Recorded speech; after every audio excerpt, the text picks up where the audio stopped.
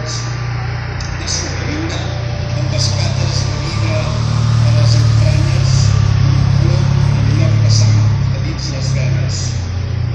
I fer-ho, diu el poeta, sobreviure, sense fer miques els subtilíssims mirallets del somni i esguallar com un porc de plor o d'enveja.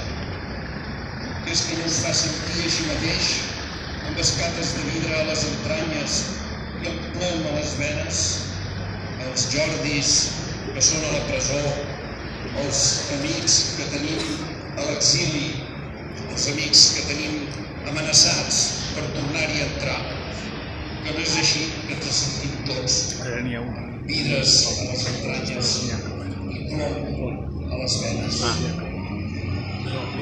Jordi Cuixart i Jordi Sánchez, des de la presó, ens demanen amb insistència que no defallim.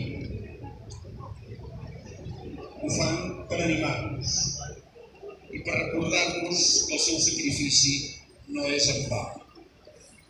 I nosaltres no defallim perquè sabem que si flaquejàvem afegiríem un altre cadenat a la seva cel·la.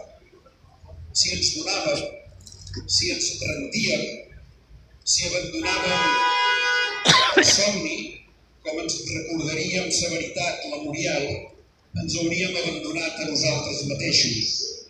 I si renunciàvem a la nostra llibertat de pensament i d'expressió, com pretenen els ciutadans d'aquesta ciutat, renunciàvem també a la nostra llibertat de pensament i d'expressió per por, per cansament o per mala fe, això trairia el seu sacrifici i també la lluita dels que ens han precedit i malbarataríem el futur dels que ens han de seguir.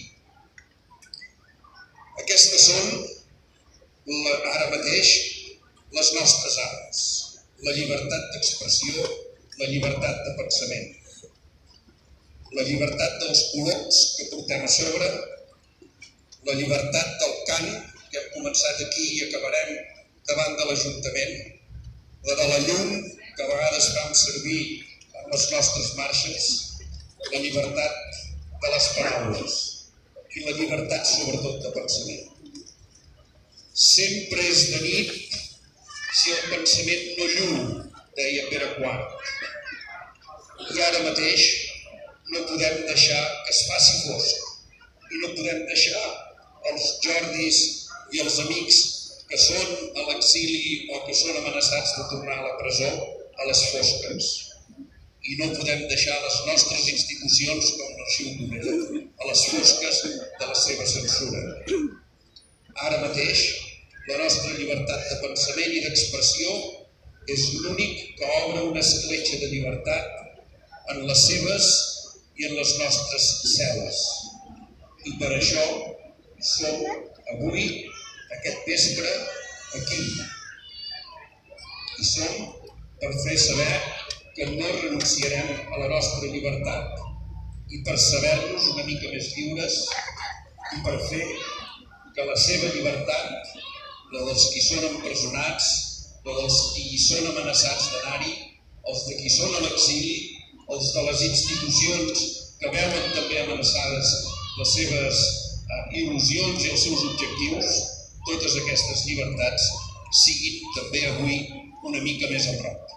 Visca Catalunya! Visca!